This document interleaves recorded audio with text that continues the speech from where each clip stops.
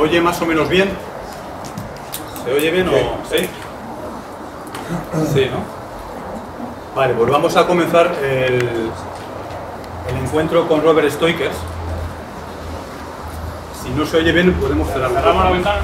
Sí, pues un poco de ruido. Se puede poner a batir. Si no corre el aire, peor. Dejamos estas abiertas, a ver, siguiente.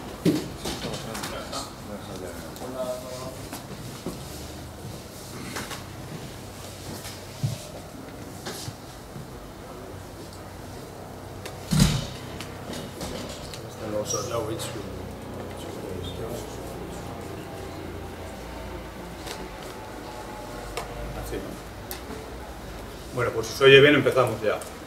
Bien, la actividad que tenemos hoy aquí es un encuentro con este señor, Robert Steuckers, que ha venido de Bélgica. Y como yo me imagino que la práctica totalidad, o casi todos vosotros no sabéis quién es, quizás os haya sonado el nombre, pero no lo conocéis como se le conoce más allí en Bélgica o en Francia, que es donde es más conocido, pues voy a presentaros un poco brevemente, hacer una breve presentación de quién es él. Pero vamos a hacerlo porque es que... No, déjalo un poco así, si no... Sí, que da el aire. Sí, se oye. Luego por el tema de la... Y después de esa breve presentación que voy a hacer para que sepáis quién es, la idea no es una conferencia, sino que es un encuentro informal con él. Es decir, que os animéis a preguntarle lo que buenamente queráis, con toda libertad, lo que os apetezca hablar con él, porque yo creo que es una gran oportunidad que no tenemos siempre, de que una persona de la gran valía y del nivel cultural, intelectual que tiene él, pase por Madrid y bueno, pues vamos a aprovechar la oportunidad para hablar con él todo lo que os apetezca. Entonces es una idea de un encuentro informal donde cada uno quiera preguntar lo que quiera. Estuvo ya en el Hogar Social anterior en una rueda de prensa, un debate que hicimos sobre hispanidad, que él también participó, y en aquella ocasión recuerdo que fue Guillermo Rocafort el que hizo de traductor, ¿no? Y a mí me hizo mucha gracia porque Guillermo Rocafort, esto es una anécdota que cuento para que veáis un poco en qué situación estamos en España. Guillermo Rocafort, que sabéis que es escritor, es una persona muy entrañable, yo le tengo también aprecio, aunque tengo mis diferencias ideológicas con él, pero me hizo gracia una cosa, que él no sabía quién era Robert Steuckers, y digo, ¿y este señor quién es? Y él se presentaba como candidato de un partido identitario, concretamente el Partido por la Libertad, por el municipio de San Sebastián de los Reyes. Entonces, claro, me digo que me llama la atención porque alguien que se presenta como candidato de un partido que se hacía llamar identitario y no sabe quién es Robert Steuckers, pues es como si yo dijera que soy de Real Madrid y no soy quién es Santiago Bernabéu. Para que nos hagamos una idea de cuál es el nivel que tenemos en España, ¿no? De desconocimiento de muchísimas cosas, y es lamentable, pero bueno, así están las cosas. Entonces, Robert Steuckers es de profesión es traductor, es profesor, es intérprete, hace traducciones en una escuela de traducción en Bruselas, él vive en Bruselas, es belga, concretamente flamenco, aunque vive en Bruselas, y él ha estado desde su juventud muy relacionado con lo que fue el movimiento de la Nouvelle Droite, el que capitaneaba Alain de Benoist, ¿no? Del Grés, que era el grupo intelectual que se formó en Francia con Alain de Benoist allá por el año 1968, y que por ahí pues hubo gente de una extraordinaria valía en todas las publicaciones, en las editoriales que tenía, como la editorial Copernic, las revistas como Elements, como Nouvelle École, como Etudes de Recherches, un montón de publicaciones que ellos tenían, ya desde los finales de los años 60, y con infinidad de nombres de una gran altura y de un gran nivel intelectual y cultural. Posteriormente, él siguió su propio camino, aunque él estuvo ya muy vinculado con el Grés y el movimiento movimiento intelectual de la Nouvelle Droite. Él siguió su propio camino con sus propias publicaciones, él tiene un blog muy bueno con su propio nombre, hizo una revista que se llamaba Boulois,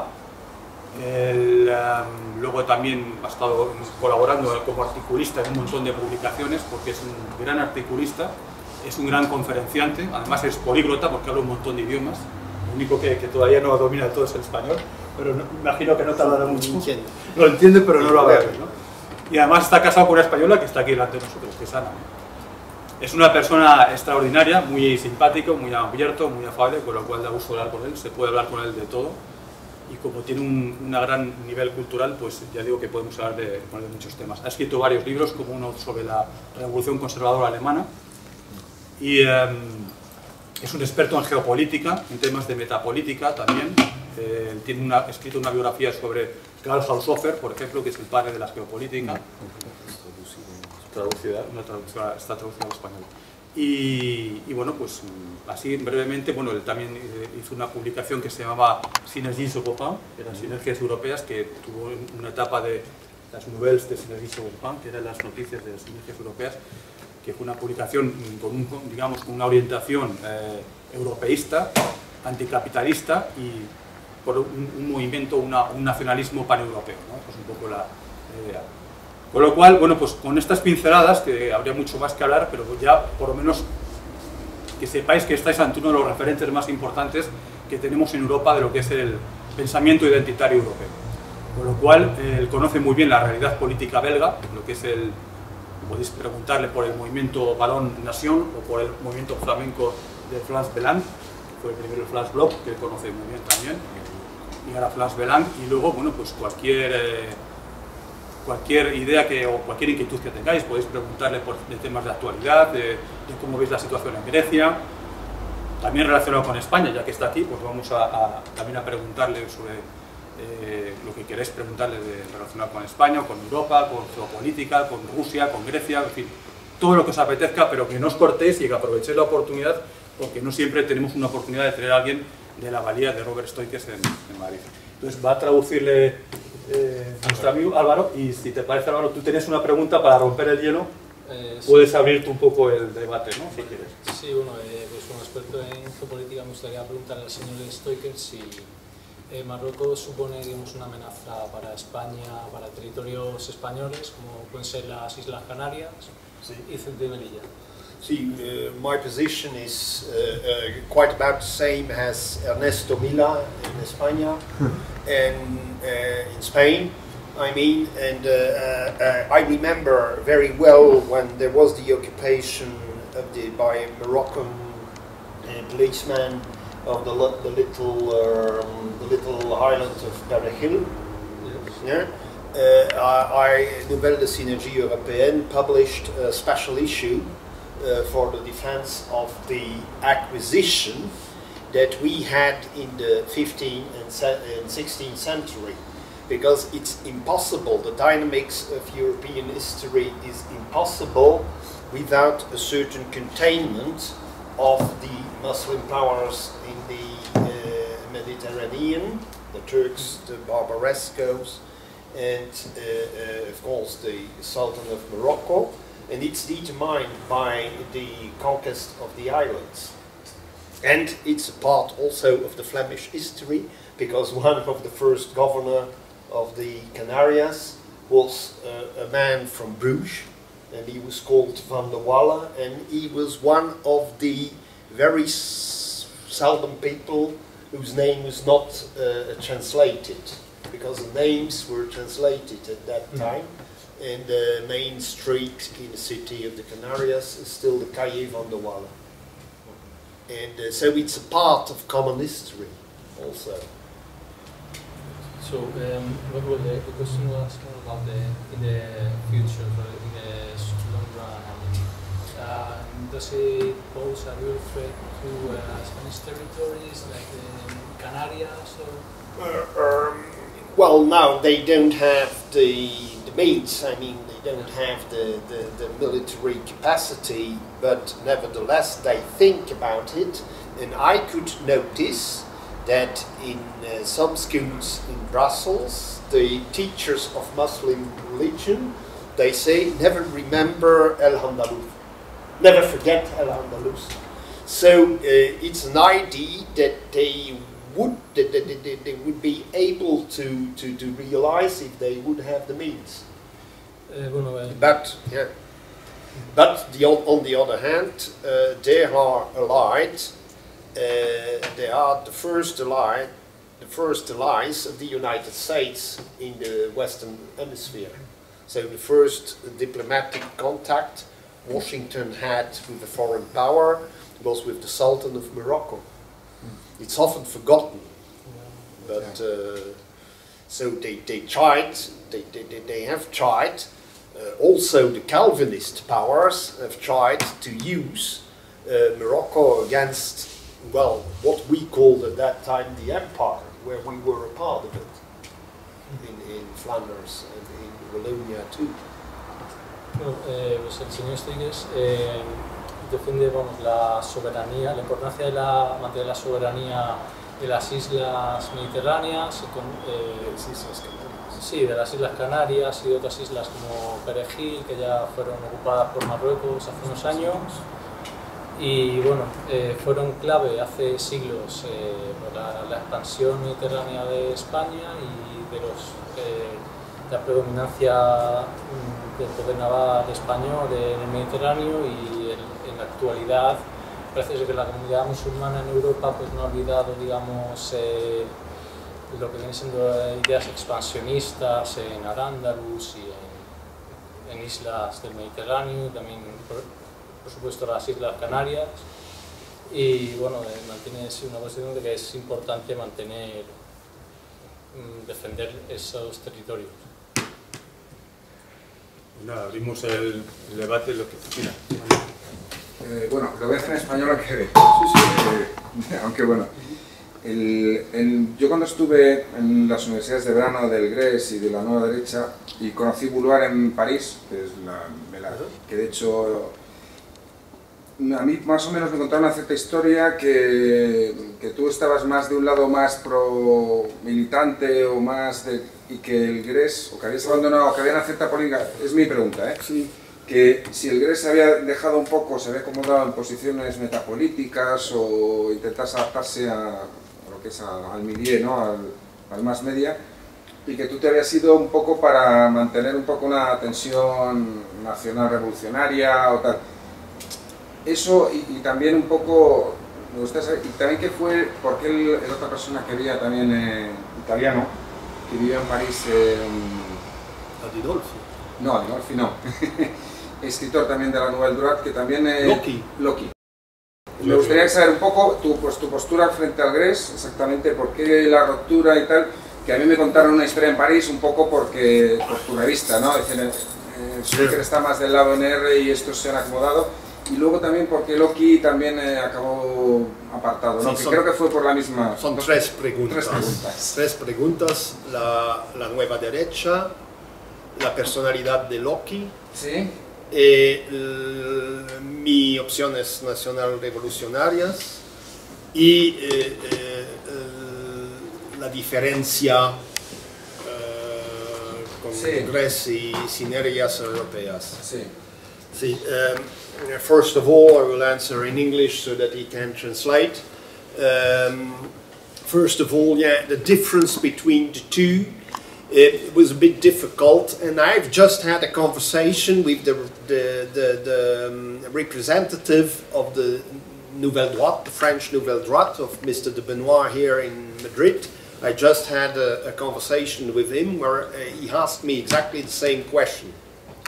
So the difference is because it was quite difficult to accept in Belgium a complete French tutelage on the just on the division of history, because we had a completely different history.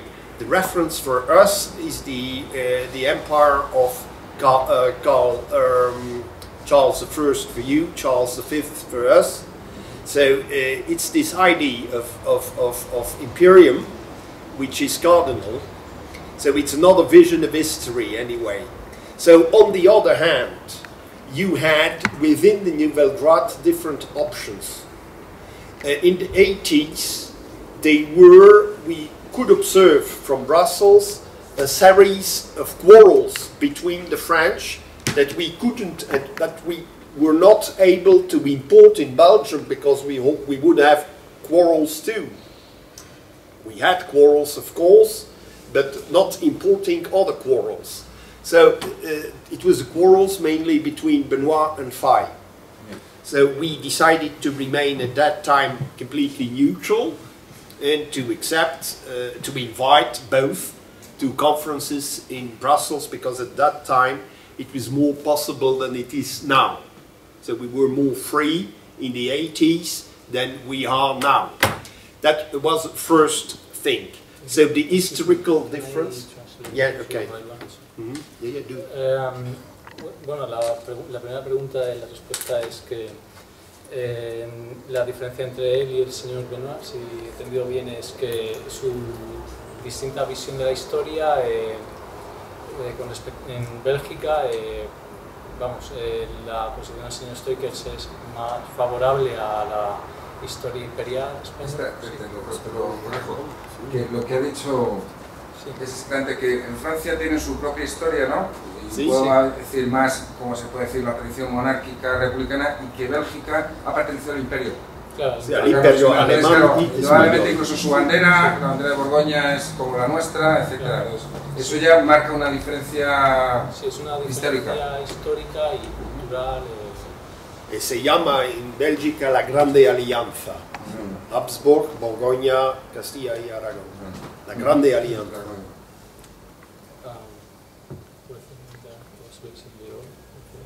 So there was a difference between the French vision of history and the imperial German, Spanish vision of history. Sí, que en los años 80, digamos, podían participar gente de grupos políticos con ideas diferentes, y ahora mismo parece que están más separados. Antes estaban más integrados, digamos, aunque cada uno tenía unas ideas distintas, pero ahora parece ser que no están, digamos, más separados por cuestiones culturales. También ha dicho que, bueno, lo digo para el auditorio, no quiero quitarte, pero hablando de las polémicas, porque yo la conozco entre Guillaume Falle y Alain de Benoit, que bueno, el señor Steuckers ha permanecido neutral ante ellas, ¿no? Es decir, que se hubiese conocido incluso en la misma Universidad de Verano, que no se hablaban. Entonces, él ha dicho también que prefería mantenerse neutral y ser invitado a unos y otros. En los años 80. En los años 80, sí. So, and there was another difference, another difference within the Nouvelle Droite was that Benoit was not really interested in historical matters. Dominique Venner was really interested. So, but in the 80s, he had not his magazine. His magazine was only founded in the 90s. Is very famous historical magazine, which is really the main, I would say, the main source of inspiration for an identitarian movement within Europe. It's the revista of Venner, simply because it came regularly out. So every 2 months you had a magazine in all the bookshops of France. So that's the main difference. Sí, la diferencia entre Alain de Benoit y el señor Venner que el señor de Benoit no estaba interesado en cuestiones históricas, mientras el señor Venner sí, y las abordaba en su revista, que sería en su publicación, que fue fundada en los años 90 y salía cada 2 meses. So then the difference between Benoit and Faye was not really important. It was a personal matter, a personal quarrel in the end of 86, beginning of 87. So we decided to remain neutral, but we had invited Benoit.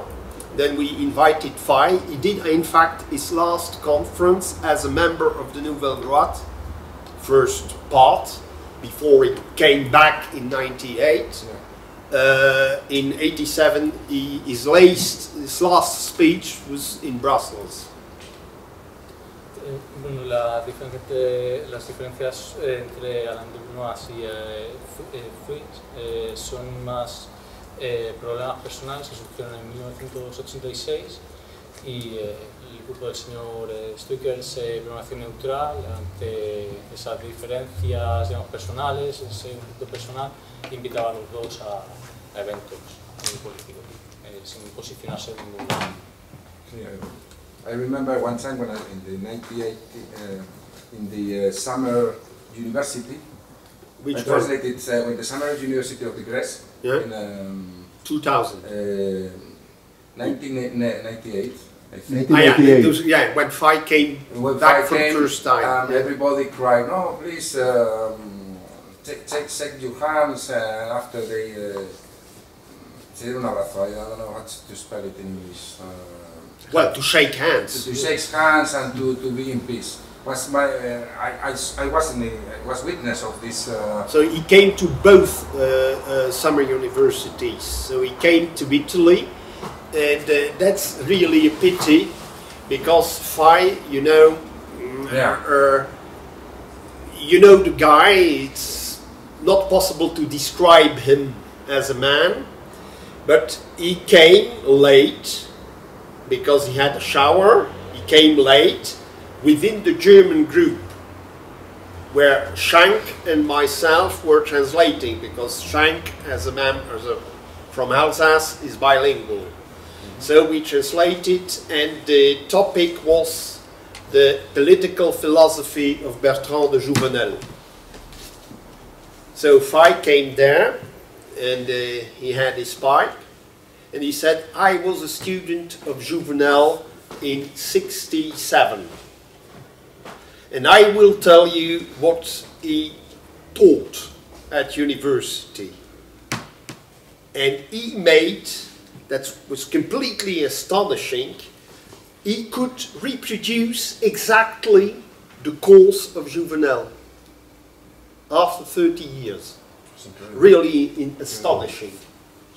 He could repeat the course, the university course of Jouvenel after 30 years. It's incredible. Five. Right, no, it was very nice man to invite. Say it in Spanish. Para mí la universidad de verano, lo más importante no eran las conferencias, muchas veces muy pesadas, de Benoit o de los acólitos en ese momento de Benoit, que eran mejores que él, sino era la energía interior. Sí, por la noche de Falle, la gente sacaba las botellas de vino que sobraban, y Falle era el animador de las fiestas y tal, y era mucho más divertido los coloquios. Yeah, I remember the end of the 70s, it was even better. Even better, sí. Era casi mejor con los coloquios, con vino y tal, y riéndonos y tal, que las conferencias pesadas que tenía, por ejemplo, con la de Saint-Pétier y todos esos, que era gente muy aburrida. Yeah.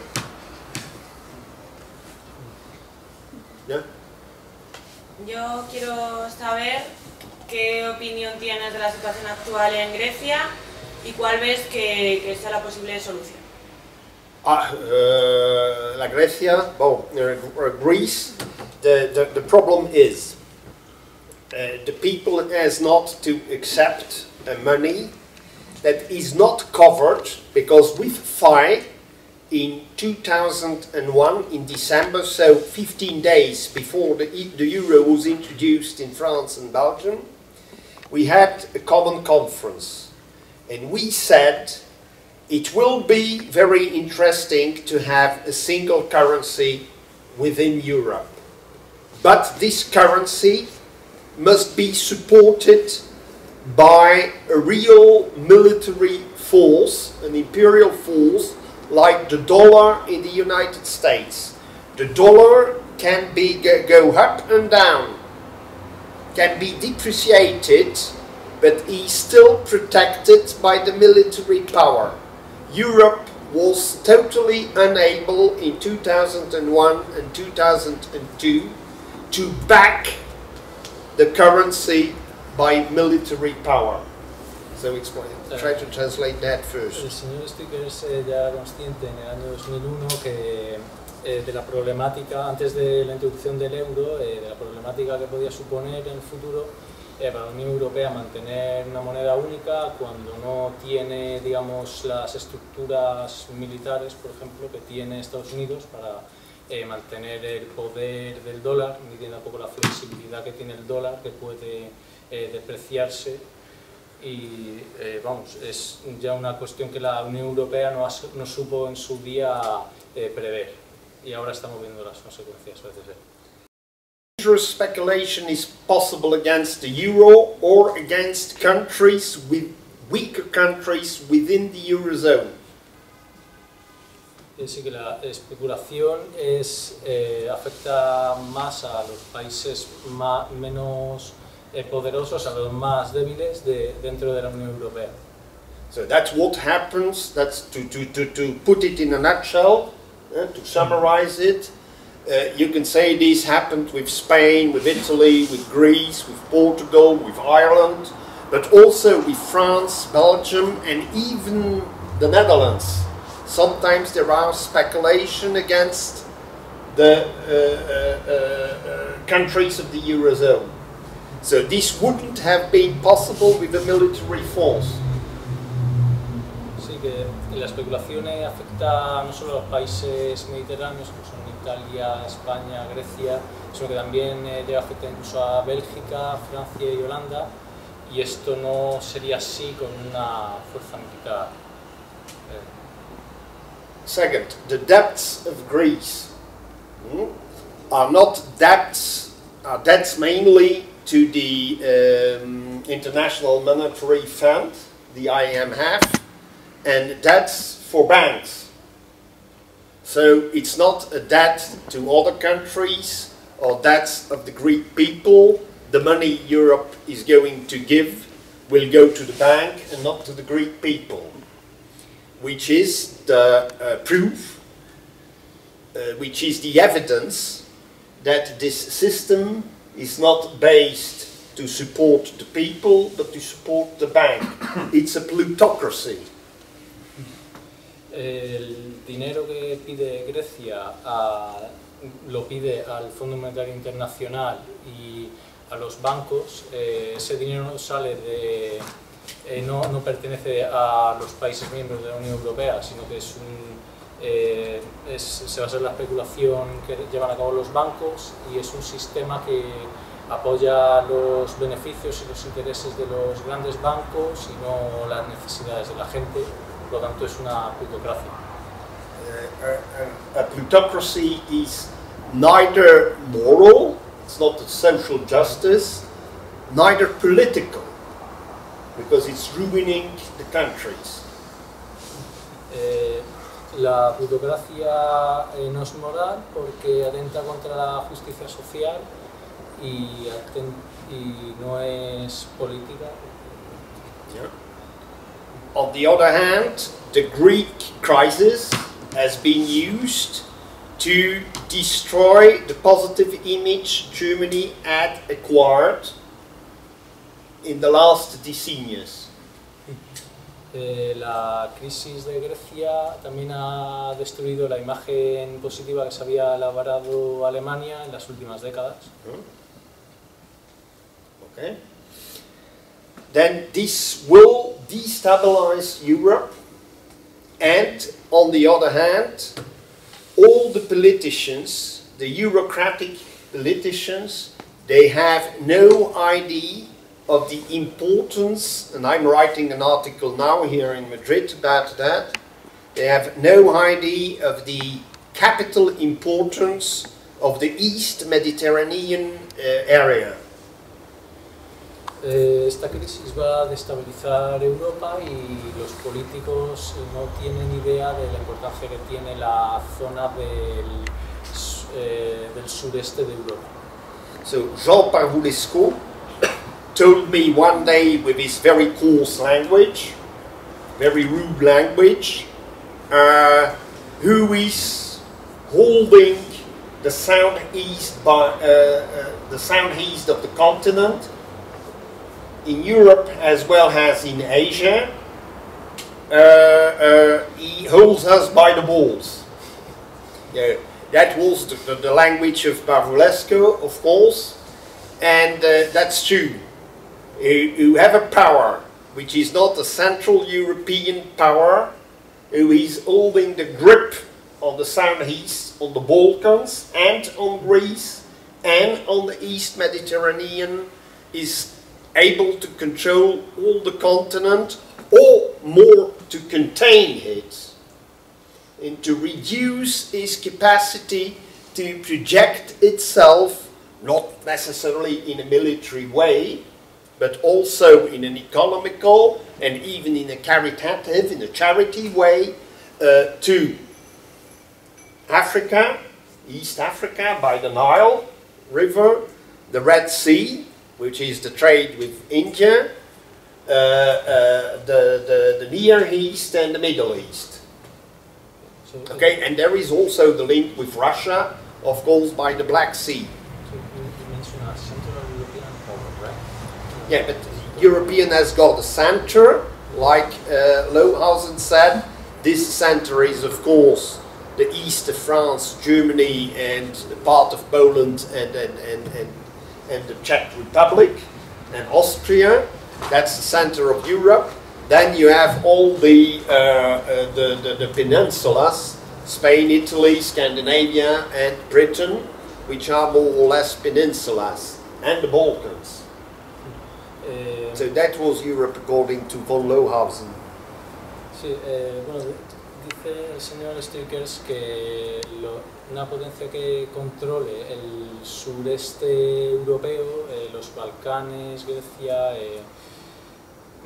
tiene un control para la expansión no militar, sino económica también, de los intereses europeos en las áreas colindantes, como pueden ser la zona del Nilo, el Mar Rojo, Oriente Próximo, Oriente Medio, y también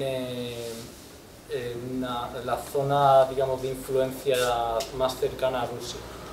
Por lo tanto, es un área, el controlar esa zona, la zona en la que está Grecia, tiene un alto valor estratégico. So, the Greek crisis is not, what was important?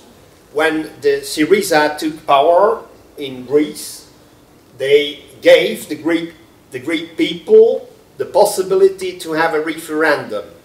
So we all agreed to the fact that the instrument of the referendum is capital to control the power of the parties, of the main dominating parties everywhere in Europe. If you don't have, like in Switzerland, the instrument of the referendum, you have not a democracy like they say. So they are liars when they say we have a democracy when you never use the instrument of referendum. Sí, pues el referéndum se presentó como un instrumento en Grecia para controlar el poder de decisión de los partidos políticos y bueno, por ejemplo, pone como ejemplo el caso de Suiza, en que sí que se llevan a cabo referéndums, porque puede ser un instrumento de control político y para aplicar una democracia verdadera, lejos del control absoluto de los partidos políticos y sus intereses. So this was a very positive situation to promise, to give the promise of organizing a referendum. This referendum was organized, and then the leftist power of Syriza accepted exactly what the Greek people had refused. Una vez que se celebró el referéndum, Syriza aceptó justo lo opuesto de lo que había decidido el pueblo griego. And so this is an answer of another part of your question. So movement, which we used to call national revolutionist, so in order a power which takes into account the realities of a specific country, is more powerful than a political movement saying it's international and cosmopolitan. Nacional revolucionario que tiene en cuenta las peculiaridades y las capacidades de cada nación es más poderoso que un movimiento político internacionalista y cosmopolita. So what could we observe in Greece yesterday or 2 days ago was that Tsipras eliminated from his own party all those who disagreed with his policy. Hace un par de días vimos como Tsipras eliminó de su partido a todos aquellos que no estaban de acuerdo con sus políticas. So he was annihilating the result of his promise of a referendum. Y con ello continuó eliminando su promesa, las promesas hechas antes del referéndum. So another solution will be that Greece could pay or repay or not repay the debts, but we have to take into account the geopolitical position of Greece, the fact that Greece has also debts due to the Olympic Games some years ago, and due to two other factors that were not mentioned in the noticias during these last days. It's the fact that Greece has an enormous military budget to face problems, but also national problems like the problems they have with Turkey. And on the other hand, and it's starting again, Greece was crushed, in fact, by violent forest fires the last year, which cost millions and millions of euros for the damage it causes. And now there are fires again around Athens. Bueno, la cuestión ahora es si Grecia paga o no la deuda, pero también hay que tener en cuenta que Grecia todavía debe mucho dinero por los Juegos Olímpicos de 2004 y que tiene un gasto militar exagerado por los problemas que los conflictos que pudiesen presentarse con Turquía, y también el tema de los que se está dando este año también de los incendios forestales que también causaron millones de euros de pérdidas el verano anterior. There are two conclusions to say about this. So the army, the European countries could help Greece by supporting its army, because the Greek army is necessary and has skills that other countries don't have. For instance, I have you make your remark. Just a last remark. No, we can ask a second question. The forest fires, like in Russia or in Australia or everywhere, is that not a means of the fourth generation warfare? No, I mean the European army. It's not able to support. Yeah. No. The European countries. The European countries. One time when I am an officer in the Navy Reserve. When we 2 years ago, I was in maneuvers. Yeah. With the European countries make a task force. Yeah. Like making like in the USA, you have a task force. It's something a mixture of ships and Navy infantry, Marines, and also airplanes. I mean, France, England, Spain, Italy, Germany. We have the biggest armadas in the biggest navies in the European countries. All the task force that we make together, joined, was not was a half of a simple task force of the USA. Yeah, of course. Of course. For example, our airship carriers from France, from England, from Spain. We have the three countries are airship carriers. Yeah, but they are even in tons and less than a quarter than a big airship carrier from the USA. Yeah. With this, is nothing. In the sea. You can maybe in a battle with against Russia or against the USA, maybe 2 hours, 3 hours, and you will be under the sea. You open, in fact, a new question. Is the question that was answered by a French admiral with a Basque name. I don't remember exactly his name, who said, yeah, of course, we should better organize the European navies, but it has never been done.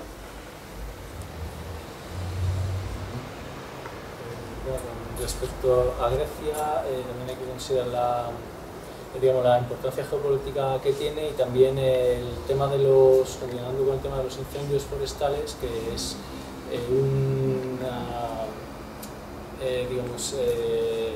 pertenecen a lo que viene siendo la guerra de cuarta generación, según lo he denominado, por el tema de los daños que causa un país a sus ecosistemas. Monsieur Robert, vous connaissez très bien que les politiques en Grèce dépendent de public argent pour longtemps. Ah oui, tout est dépensé, évidemment. Très mauvaise gestion du budget. C'est very bad management of the budgets. ¿A qué vous pensez de la situation politique en Espagne? Je ne la connais pas bien. Je ne connais pas bien je ne connaissais pas de la conservature à de la nouvelle vote. No, but I will answer in English so that you can translate. The problem of the Spanish political parties are the same as the problems of the other main currents in the European policy. So it's the Christian Democrats, Socialists and the Liberals. So those are the old forces within Europe, and they are unable to answer really a challenge today. So that's the problem, the main problem. The first thing you have to say to people, even if they disagree with what we would say in other words, it's to say never vote for a party within these movements. That's the first cardinal answer that you have to give, because they are responsible for the ruins of Europe. Even in Belgium, the bank crisis was organized by the people, by the Christian Democrats. And I remember a friend of us, Jean van der Talen, who helped me to create the magazine Vouloir, etc. He was a very nice man, very dynamic, even if he was a very old man at that time. And we phoned almost every day at 8:30 to say, do you have news? What can we do together? Or things like that, or simply, how are you? How are things? And one day I said, what the king has become crazy. He nominated De Haan prime minister. And I always will remember that, because De Haan made 12,000 milliard Belgian francs at that time. The country is ruined, and the crisis of 2008, he was responsible of the disaster of the Dexia Bank. So in Iceland he would have been in prison. Because, that's interesting, in Iceland they have put all the bankers and the prime minister who covered them in prison. Sí, con respecto a la política española, sugiere que está adscrita a los problemas corrientes de la política europea, en general, de los partidos del sistema, los democristianos, los socialistas y los liberales, que no están, estas tres fuerzas del sistema no están a la altura del reto que hay en la actualidad y no son capaces de dar una respuesta, y de hecho son los culpables de la crisis y de las bancarrotas que se han venido dando, por ejemplo en Bélgica, con el caso del banco Dexia en 2012. from 2008 and then afterwards. En 2000, a partir de 2008.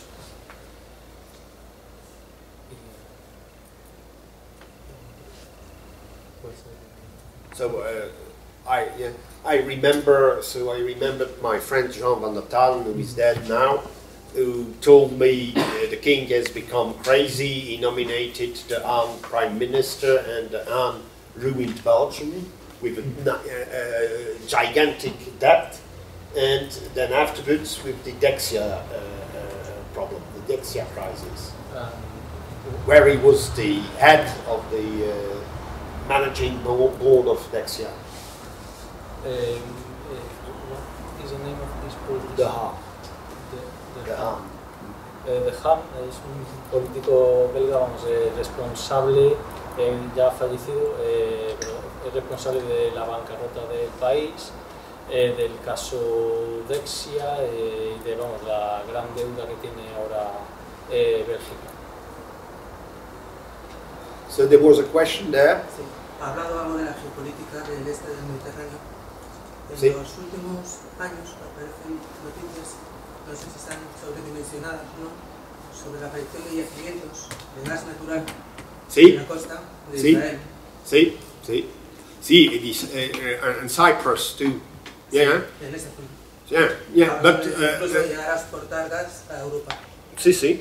That's the main crisis. Therefore, it's very important. But even beside the discovery of gas and oil, just in front of Gaza or in front of the Israeli coast or the Sinai, the Egyptian Sinai, etc., and Cyprus, with Turkey, as Turkey trying to prevent the forages, to prevent the oil drills. And so that, but even beside the discovery of oil and gas, this region is one of the most important strategic regions in the world. It has been, of course, conquered in the 19th century by Britain, but even Britain has only two main bases outside Britain. And it's in Cyprus. It's in Cyprus because it's in front of Syria and Palestine and in front of the Suez Canal. So even beside, it was of course the Battle of Lepanto and then the Battle for Cyprus just after that we lost, stressed the importance of these islands. Especially when you remember the words of the Turkish Sultan saying they have destroyed our fleet in Lepanto, so they have shaved our beard. But we took Cyprus and we cut them the hand, if you remember that.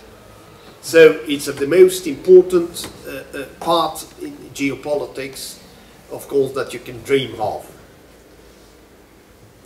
But now the importance of gas and oil is of course really important, like everywhere.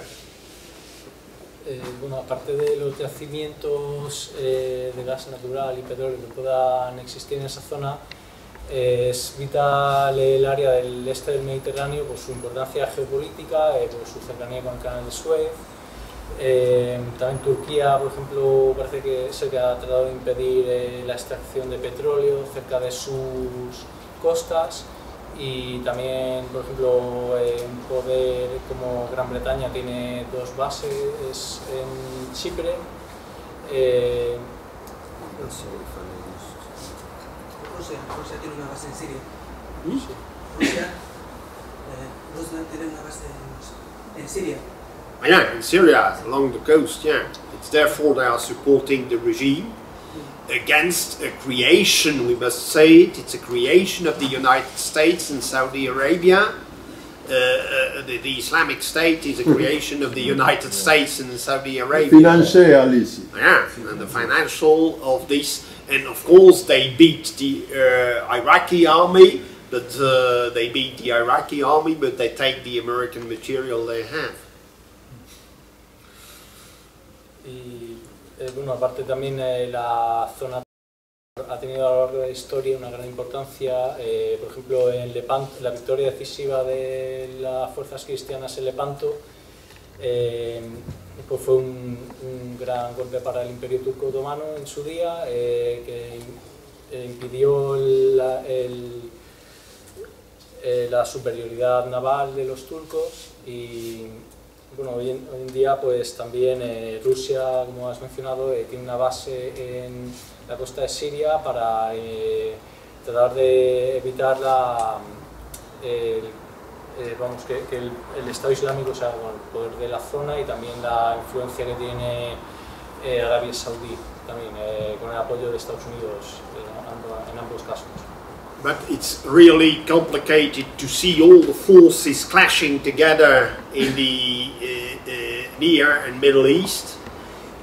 But one thing we have to remember, because otherwise I would be able to talk during hours about the different actors fighting in the Near East. But the most important thing, so they are organizing the chaos. They are organizing chaos, and the book is from a certain Snow. So they organized chaos in this part of the world in order to control by chaos, which is now the purpose of the United States everywhere in the world. Yeah. So it's not an imperial force, like they sometimes say, like the kind of empire of imperial system that we wanted to create in the world. I mean, from the 16th century. It's an organized Roman empire system that we were the heirs of, but they organized a chaos because it's a Calvinist puritanical forces at the very beginning. So the link is there. Yeah, also the ideological chaos. For example, the gay pride, and also the new left, the progressism, the festivist, the 60s, the revolution of the 68 was embedded in Berkeley, in the American universities. Yeah, and also the new left, the progressives, it's also embedded in the USA. Yeah, of course. So, and Herbert Marcuse. Marcuse is Jewish. No, but he was a member of the OSS, maybe. We are not sure. But it's true that with all those who came from Germany in the 30s, were organized in the system to fight, first of all the European force of that time, and then afterwards the Russian system. So even the May 68 was intended to destroy the system of de Gaulle in France, because they had better fighters at that time, and it was a danger for the aircraft production of the United States, and Germany was saved by what they called the rebirth of the German economical system. So they created chaos in Germany too, and it was very interesting because when I came here, we took 10 days to come to Madrid. We stayed in Provence, and the guy was a very old man of 86 who was a paratrooper who fought in Indochina. But he had a very interesting library, and what's very interesting, it's the memories of General Massu. Oh, Massu. Massu. The tiger of the Panzer. Yeah, no, not only that, but Massu was in Baden-Baden in Germany at that time, and he had just received, during the events of May 68, received the Soviet delegation of Germany, And then de Gaulle was afraid and came to Massu to be under the protection of the main regiments of the French army. And then Massu said that the Russians have just sent me, crush them.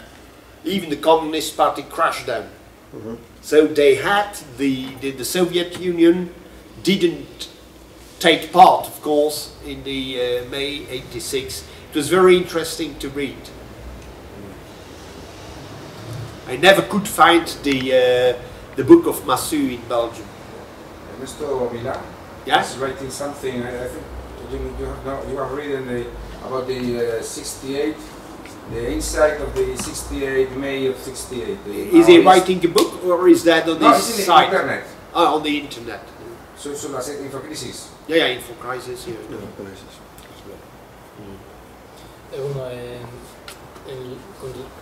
Enlazando con la pregunta anterior, Estados Unidos, bueno, la política de Estados Unidos en ese sentido no es, digamos, de la confrontación directa, sino de controlar mediante el caos y el desorden en el territorio de Oriente Medio, Próximo Oriente, por ejemplo con el Estado Islámico, con otras fuerzas rebeldes, para hacerse con el control de los yacimientos petrolíferos. Y luego también se ha comentado el tema de mayo del 68 como, digamos, también una herramienta para tratar de introducir el caos en las sociedades europeas contemporáneas, en la sociedad americana también, y de cómo estos movimientos fueron incubados en las principales universidades americanas a finales de los 60. Sí. So, but you can say, because the best analysis of the world that was produced by the ideology of May '68 was analyzed by Philippe Muret.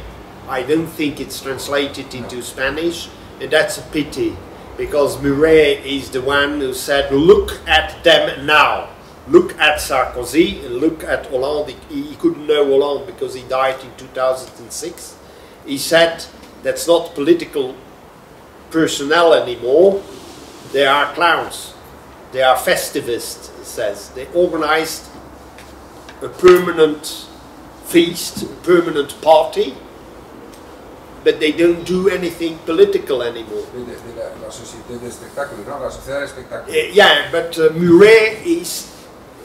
because Delors was certainly a very intelligent man, but he came from the left. He came from the left itself.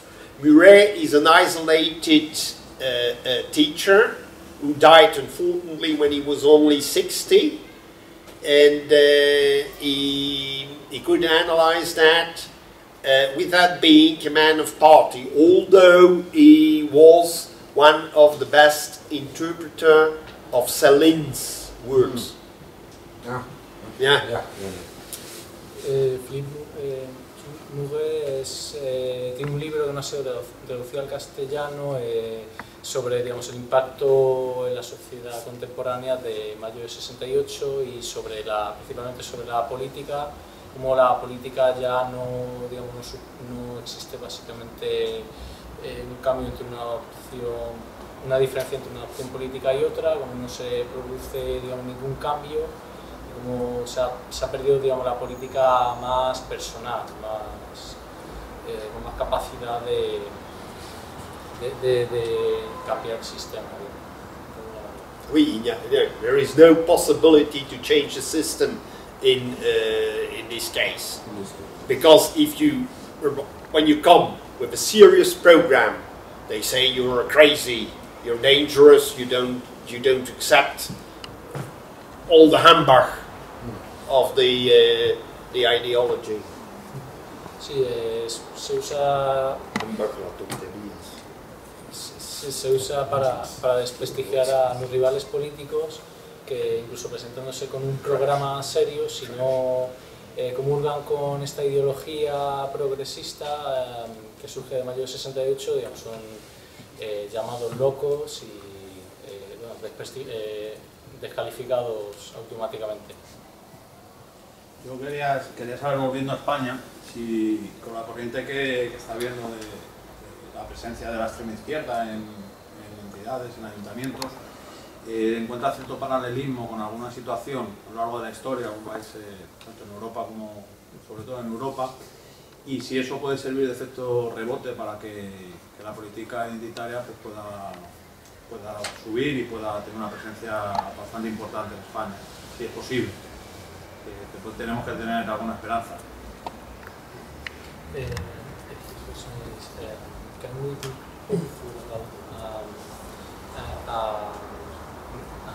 rise in the nationalist parties now that we have extreme parties in city councils? Well, I hope that there will be a reaction, like for instance, in France, in Paris, they had clowns, socialist clowns. They still have socialist clowns at the head of Paris. In Brussels, we had the same case. Nothing changed. I'm astonished and sad by seeing that no reaction is possible anymore. So we are less free than we were in the 80s or in the 70s, because we are severely controlled. Even the internet, you can say everything, and you cannot say everything you want on the internet, because everything is immediately read. And in France there was a tweet that I retweeted 2 days ago, telling, it's better in France to throw stones at the police cars when they are at the bomberos, at the firemen, when they come to help you. That you can do that, but you cannot tweet or you cannot make a comment on Facebook. That then you will get you will be put in jail. Not if you knock the brain out of a policeman. Dice que espera que se produzca, digamos, el cambio, pero que me está sorprendido, tristemente sorprendido por el severo control que hay hoy en día sobre la población mediante el uso de las nuevas tecnologías, por ejemplo Internet. Decía que con el ejemplo de Francia, que es más fácil tirarle piedras a la policía directamente que tuitear o retuitear, porque puedes ir directamente a la cárcel por hacer eso. Entonces dice que hoy en día somos menos libres que por ejemplo los 80, porque estamos mucho más controlados. Entonces una reacción política es algo más complicado teniendo en cuenta este hecho.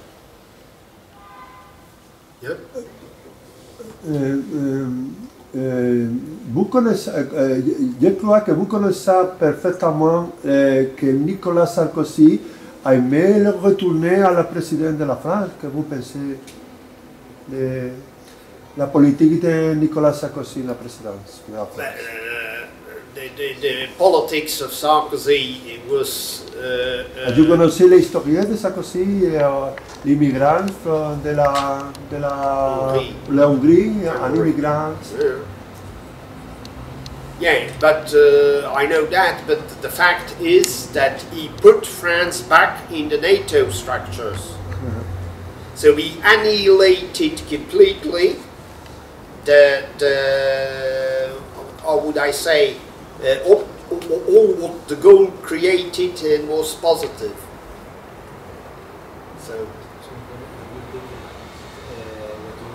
So when he brought France back to the NATO structures, he annihilated completely what the goal had done before.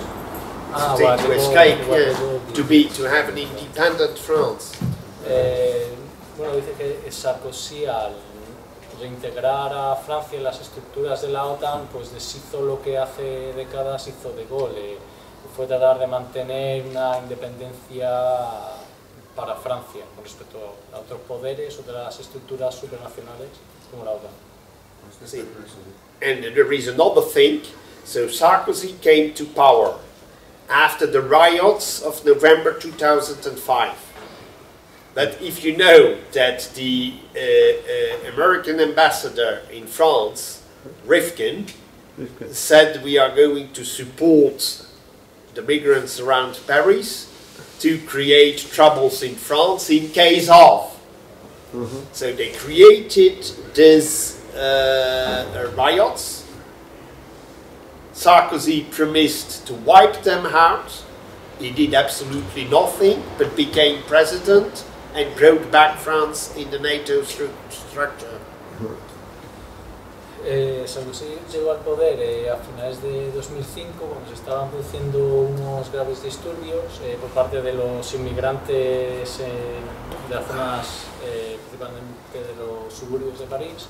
El embajador americano dijo que apoyaría los disturbios en caso de que no saliesen las cosas como ellos deseaban, y Sarkozy pues, fue elegido a estos disturbios. Fue elegido ya que prometió mano dura con los que causaban los disturbios, con los inmigrantes que no se integraban, pero luego una vez llegó al poder no cumplió ninguna de estas promesas y no hizo nada al respecto. De flammer les voitures.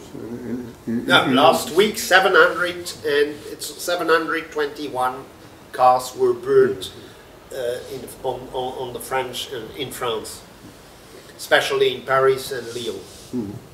Es que, bueno, al hilo, lo voy a decir esperando a la gente, hay una hipótesis que, bueno, que se ha manejado, yo por ejemplo lo he manejado con el grupo de Alcalá de Henares, es que el 11M, que como se sabe, hay una gran sospecha en España de que ese gran atentado fue cometido entre Francia y Marruecos, ¿sí? Para volver. Y que claro, como Estados Unidos aquí controla, la CIA controla gran parte de lo que es nuestra infraestructura policial y militar, que Estados Unidos dio el permiso para que Francia y Marruecos hicieran ese atentado a cambio de que Francia entrara en la estructura militar de la OTAN. Fue una de las intercambios de servicios secretos. Digo, te dejo que hagas el atentado para que España vuelva al redil de Francia, económico sobre todo y político, a cambio de que tú entres en la estructura militar. We have any way to take into account one fact. It's the false flag operations. Yes. It's like, you know, there is a book in the bookshops here in Madrid, yeah, about the attack on Carrero Blanco. Yeah, no, but attack on Carrero Blanco was it's the same. Yeah. The atomic bomb made it in Spain. The expulsion of the bases of Morón and Rota and Torrejón, and because Carrero was the only man in the government in Spain who studied geopolitics. Yeah. Has a book. I was searching this book, Spain and the Sea. And yeah, he discovered that the real enemy of Spain was the traditional Anglo-American. And they were at that time. So you know, he died too. The French writer Dominique Deroux. Yes, because he said there was also common maneuvers between the French, the Spanish, the Portuguese, the Brazilian, and the Argentinian navies. In the 70s, my father was there, and also in the naval school was the only military academy in Spain was studying geopolitics as a mandatory signature subject. Sí, perdón, señor. Dada la situación que tenemos en Europa, en parte de África, visto desde fuera, como si pudiésemos verlo desde la Luna, hay un pueblo que es inmune a cualquier problema en el mundo. Sea de una parte o sea de la otra parte, nunca les afecta ni en la economía, ni en la política, ni en sus fronteras, en nada les afecta.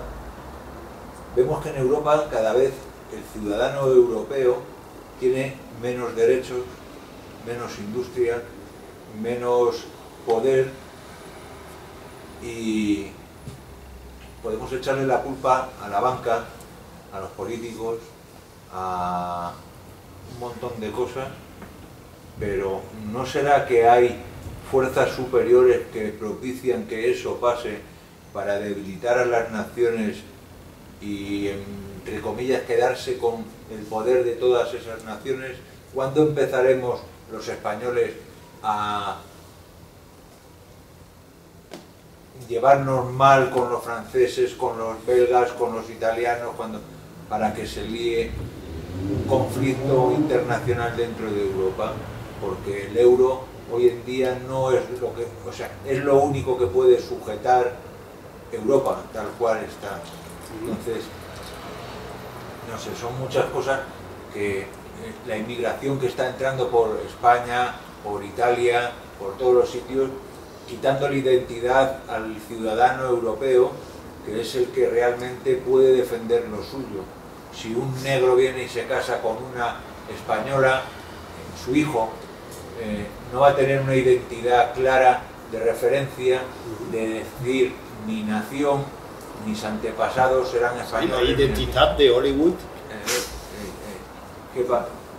¿Hacia dónde vamos? There is no continuity possible.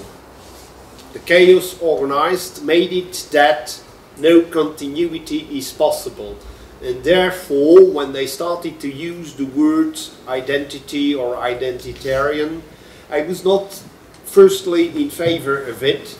I said, no, we have to continue the history of our forefathers, and we are continuitaire instead of identitaire, because identitarian could mean that you say always like you are, and yet that you don't take into account the changes that affect the world. But that's not a question. But anyway, if you have to see people that could remain immune to this ideology, it's in fact Russia is resisting because they have a strong orthodoxy. Religion is, even after 70 years of communism and atheism, the religion has still a role to play.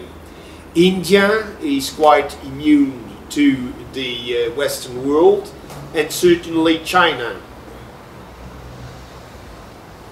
China would never be affected and would never adopt the festivist ideology that Murray is describing. So we have to imitate some models that are not missionary. So the United States, as a puritanical Calvinist force, is missionary. China is never missionary. You adopt things, but they won't expect of you that you become a Chinese. So we have to adopt some traditional ways, like Evola said, Taoism, Shintoism, Vedism in India, etc., because they are not missionary ideologies. Bueno, el caos que intentan implantar los Estados Unidos como fuerza calvinista luterana, pues algunas naciones atentan contra la continuidad de la tradición. Russo ha mencionado que prefería el término continuista más que identitario, y ya que la continuidad de las formas tradicionales del mundo occidental se está viendo en peligro con los cambios sociales que se están implantando tan rápido. Y ha mencionado el ejemplo de otros países que resisten y bueno, se prevé que resistan estos cambios, por ejemplo Rusia, China e India, ya que son sociedades más cerradas, más religiosas en ese sentido, y no van a dejarse colonizar culturalmente por otras naciones. Hacía muchos siglos en la historia, por ejemplo, que nunca hubo una masacre de cristianos como está pasando hoy en día, que los políticos, por ejemplo, a nivel de España, siempre están difamando contra Franco. Franco era Franco no tenía libertad, Franco fusilaba. Esta gente que hoy tenemos hoy en España nos hace tener menos libertades que con Franco, nos hace un fusilamiento de otra forma, pero es el mismo fusilamiento, nos empobrece en valores económicamente y de todas las formas. Al final somos esclavos del siglo XXI, peores que los esclavos del siglo XVI. Sí, sí.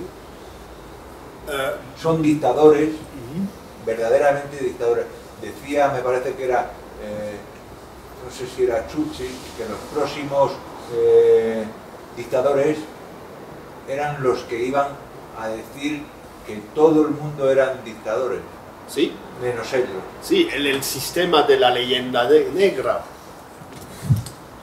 The system of the Black Legend was applied to Spain, first by the Dutch, the puritanical Dutch, the Calvinists of Holland, then by the British, then by Richelieu, and then after, even a Catholic power like France used the system of the Black Legend, and it continues. Then after Spain, it was Russia, and then Germany, and then again Russia, etc. This is the system telling you that everything that's from your past is bad. So you reject yourself. You reject what you are the heir of. And then, of course, you're a slave because you have no past anymore. You have no remembrance anymore in your head. That's the slavery of today. It's Orwell, it's George Orwell. George Orwell tells you that it's 1984. Bueno, la esclavitud moderna y bueno, las difamaciones contra el franquismo, digamos, vienen del sistema de la leyenda negra que se llevó a cabo durante siglos por los mayores enemigos de España en aquella época, por los holandeses, los ingleses, vamos, del lado protestante y también de católicos como los franceses, pero al fin y al cabo eran todos enemigos de España. Y el fin de la leyenda negra, digamos, era difamar todo al adversario en su totalidad, y hoy en día se usa eso para, digamos, negar el pasado propio de la nación española, por ejemplo, hacer que la gente se avergüence de su pasado y, digamos, para que pierda ese bagaje cultural que viene de la historia, para perder los valores y, digamos, que una persona que se arrepienta, que se avergüence de sí mismo y sea más fácilmente dirigible y más fácil de dominar. Sí. Tengo una pregunta. Quiero saber si puedo explicar un poco por qué el Black Belga en su día apoya la independencia de Cataluña. Si lo ven como una idea romántica, la lucha por la libertad, o como un paralelismo con la comunidad flamenca de Valona. Ah, sí. What's exactly the question? He tells why France Melang support the independence of Catalonia.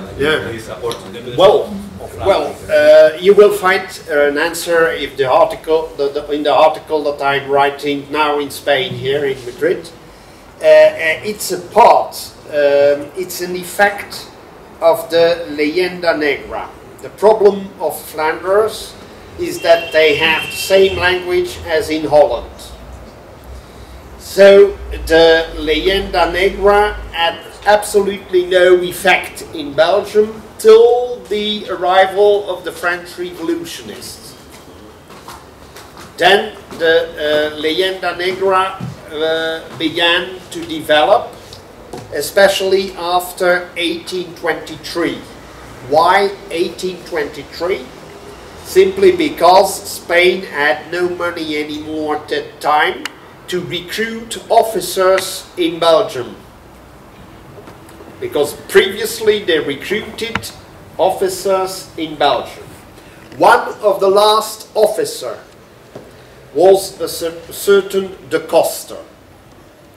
And de Coster served for a couple of years, then was dismissed in 1824 and came back to Belgium and then to Bavaria, because there was a link between Spain, Belgium and Bavaria. So they could find a job in Bavaria. And he married a German lady from Munich, and they had a son. And the son rebelled and wrote a marvelous novel, Tale Eulenspiegel, where the enemy is Felipe II. So the Flemish movement was deeply influenced by this novel. So the effect is that they think that by supporting the Catalan or the Basque, because we see that everywhere, they are fighting against national states like those who proceed from the French Revolution, which is completely false. And that's what I demonstrate in my article.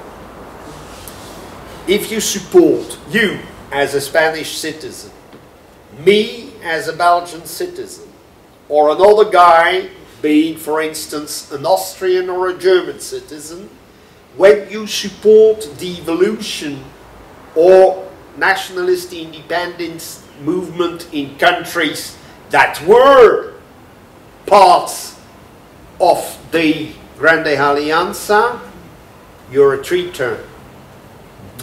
When you support, for instance, and you see that those movements are completely artificial, because they will use the language or the dialects to promote an identity.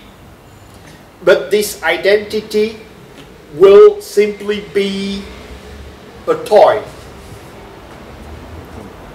It will be simply a toy, because they say, yeah, you will have Catalan language, or you will have, I don't know, you will translate the American television series into Flemish.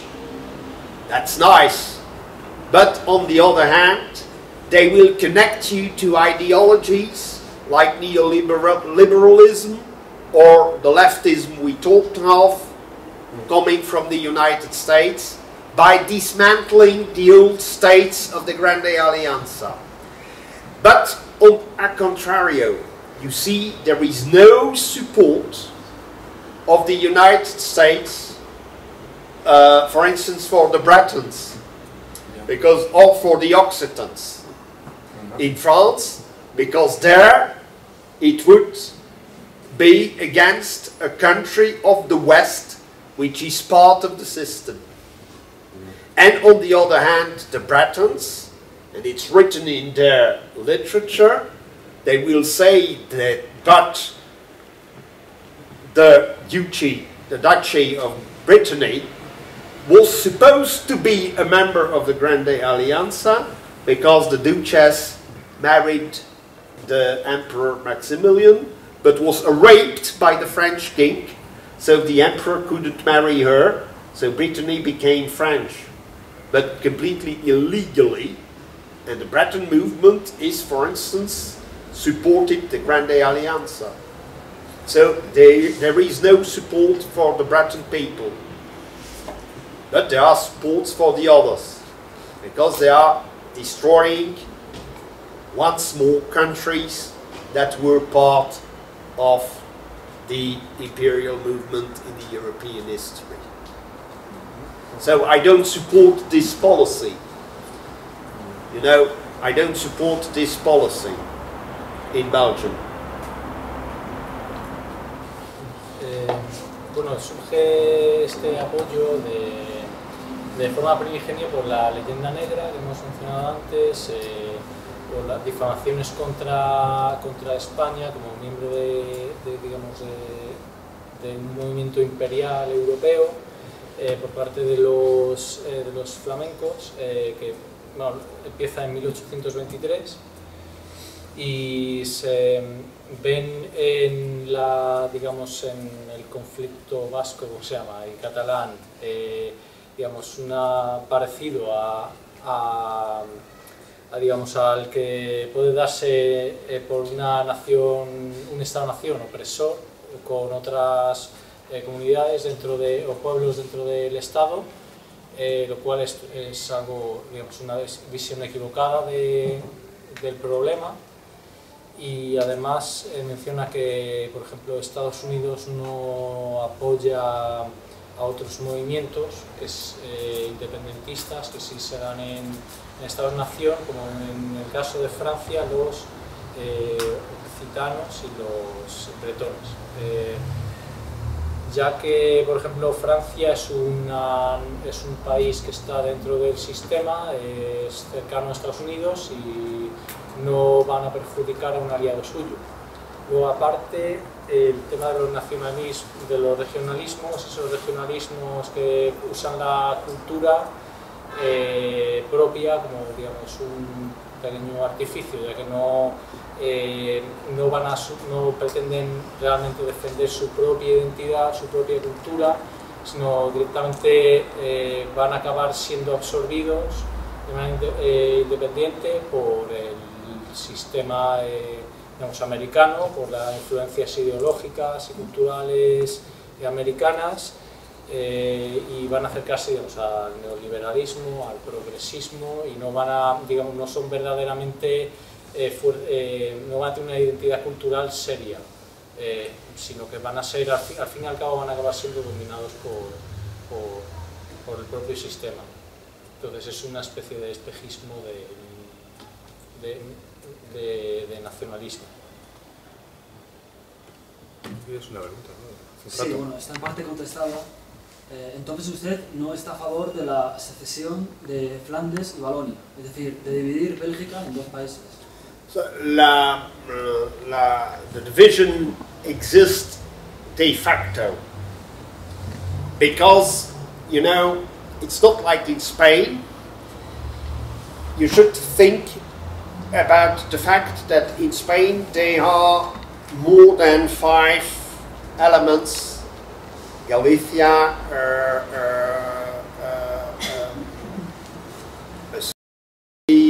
Catalonia, Andalusia, etc. You are 5 or 6 parts, so you can play them together. When you have a federalism with only 2 parts, they are de facto divided. You cannot help that because you have not a 3rd part. There is a 3rd part, it's the German-speaking community, but it's only 70,000, 75,000 people. So they have not the weight. They are not, how would I say, they are not important enough to check the balance. So de facto you have also another culture. Of course, in Flanders you have a more conservative or even a more nationalist ideology, and you have more freedom to tell what you want, simply because there are 5 political movements which can be played once against the other. So you are more free in Flanders to tell what you want. In the French-speaking part, it's dominating by the French socialist and Jacobin ideology, and you don't have the freedom to tell everything you want, because there are only 3 parties, well, 2 parties, and they are linked together. On the other hand, for Spanish people, it's more convenient to go to Flanders, simply because they partake what was called by Yvan Blot in France the Baroque culture. And that's true. You have the same churches with a Baroque front. You have sometimes the same ways of eating. It's not the same kitchen, the same food, of course, but you have some things that are very similar. It's therefore when you see old Flemish people coming here, they adapt immediately. So they adapt immediately. But you will find, of course, in some parts of Wallonia, like in Namur, as a Spanish man, you will find here, I say, yeah, okay, it's the same Baroque culture. So that's, but the separation is there de facto. I support the liberty of speech we have in Flanders.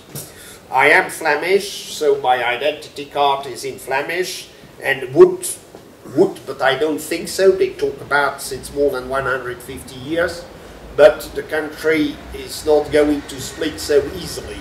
Why? They don't think about, you have to think about the physical facts. So, if you see the hydrography, the rivers, the river system of Belgium, the dividing border, the linguistic border, is just cutting all the rivers. So when there is a problem, there are problems with the rivers in Belgium because there are very often floods, you know, so they have to come together to solve the problem beyond the dividing line. That's one thing. The simple problem is the transfers. It's true that Flanders has a new commercial and, let's say, modern service industry, while unfortunately in Wallonia they had the steel and coal industry, which has been completely annihilated, not only in the Walloon part, but also in northern France, which is a disaster. When you go there, it's in all Spanish provinces in fact too, they are completely destroyed. In Lorraine it's the same, but also in Germany. When you see the Ruhrgebiet, so the region of the Ruhr in Germany, it's also a disaster. So that's the main problem. The main problem is the transfer of money, which is acute now, because nevertheless the budget of a Flemish family is being reduced by the crisis too, and it's difficult to transfer more money when no new industry is emerging. So that's a big problem. But you can, as a Flemish man, said we want to get rid of this Jacobin culture, too influenced by Paris, and have our own culture, even in the French-speaking part, which is possible, which is even possible because there are texts and there are theories about traditional Walloon part of Belgium. But you want to get rid of it, but on the other hand, you cannot accept the annexation of Wallonia by France, because it would be the success of Louis XIV after 3 or 4 centuries, what we cannot accept. Bueno, pues ha mencionado que él es contrario a, digamos, a la división del país en dos partes. Como sabemos, hay una división en Bélgica entre Flandes y Valonia, y cree que tampoco esta va a producirse tan fácilmente, ya que están primero las cuestiones geográficas, las cuestiones económicas, que son vitales y podrían afectar negativamente a ambas partes. Pero también aunque es verdad que existen unas marcadas diferencias culturales y políticas en ambos lados. Ha mencionado que, por ejemplo, hay mayor libertad en Flandes, en la zona en la que él reside, mayor libertad política, digamos, y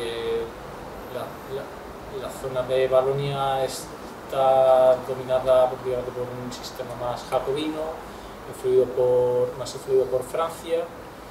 Y cree que, vamos,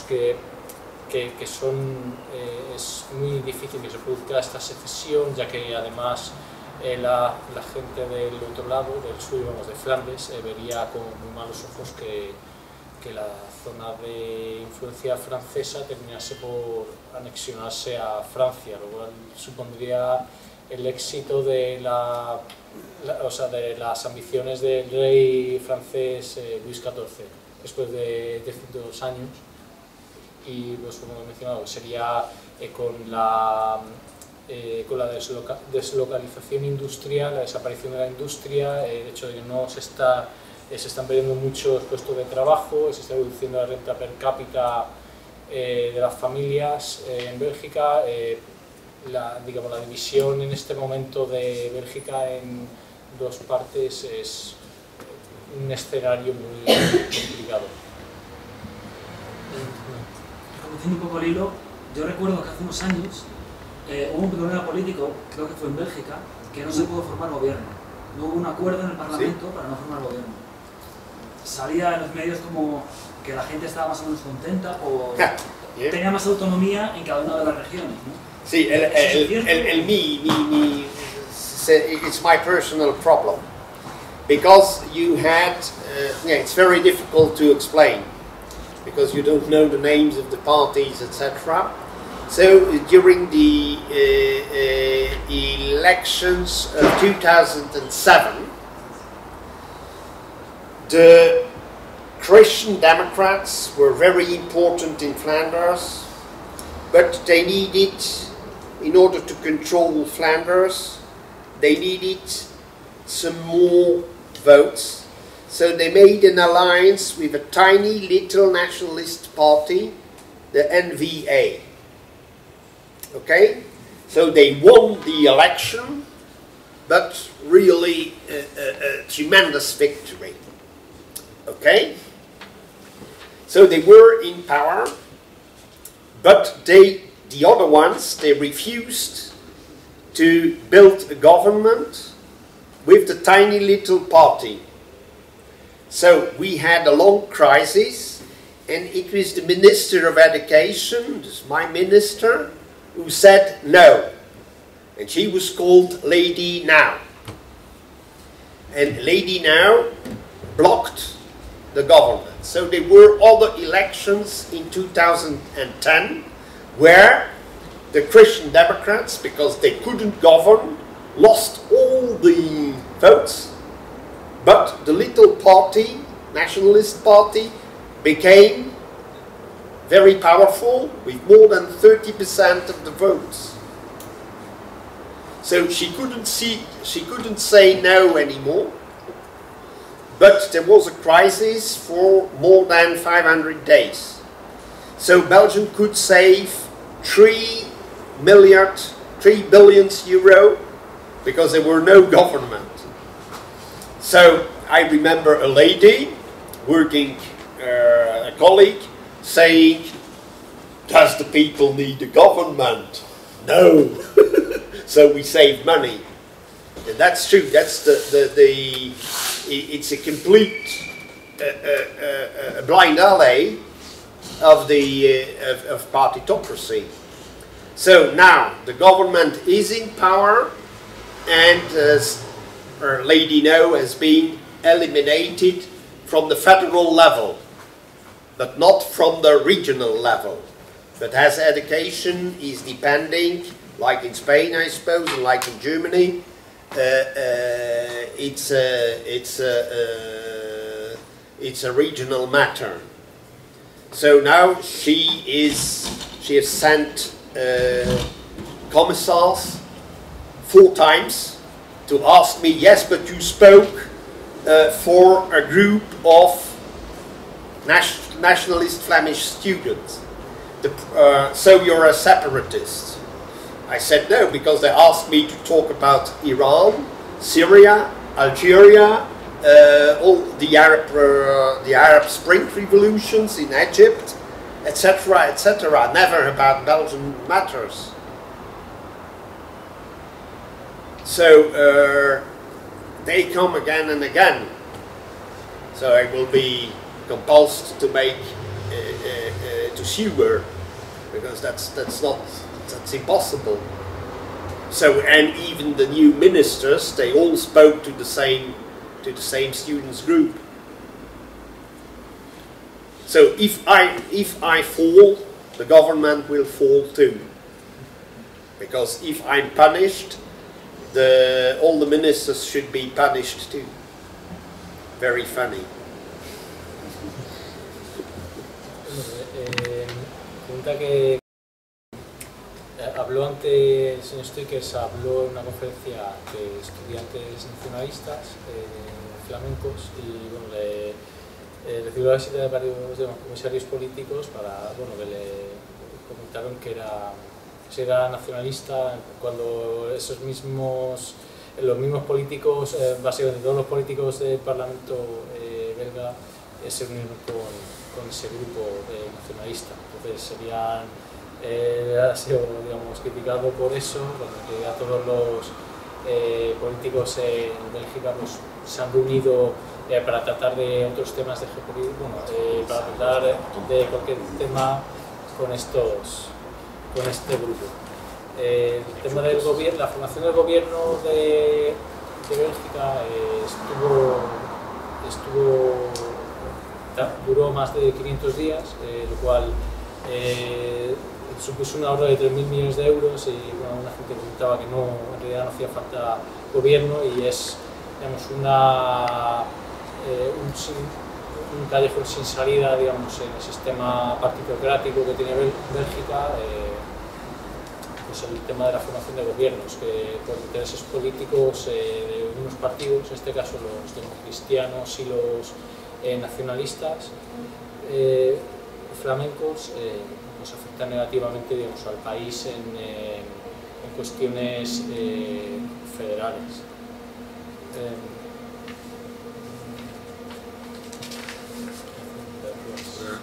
So the last remark, it's about your question, your question.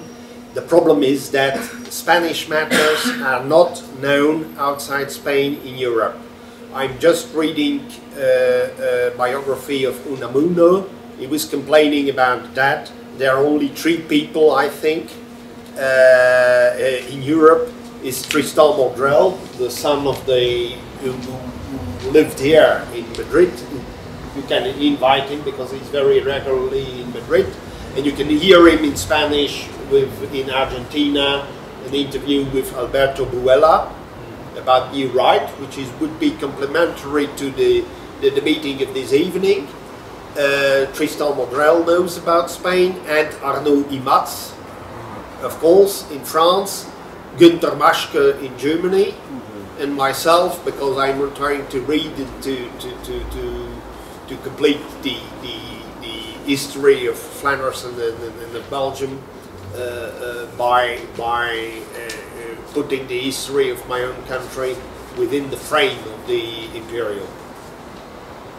So you can, Günter Maschke is coming very regularly in Murcia to talk because he's a member of the redaction of a very important Spanish journal, which unfortunately will not be published anymore. It was Empresas Políticas. Bueno, he comentado que uno de los problemas de España es que sus problemas políticos no son muy conocidos allí en los países vecinos, digamos, fuera de nuestras fronteras, como ya mencionaba Unamuno en su día, aunque sin embargo hay varios politólogos y demás que son expertos en la política española. Tristan Mondrell, Arnaud Imatz, Günter Maschke. Y bueno, también han mencionado que podemos invitar para otra conferencia a Mondrell. There is on YouTube, there is a conference, a dialogue between Mondrell and Alberto Buella in Argentina. No, he's regularly here because his daughter is studying in Madrid. Sí, el señor Mondrell visita con regularidad a Madrid, por lo tanto, en otra ocasión podría dar una conferencia que complemente a la de hoy.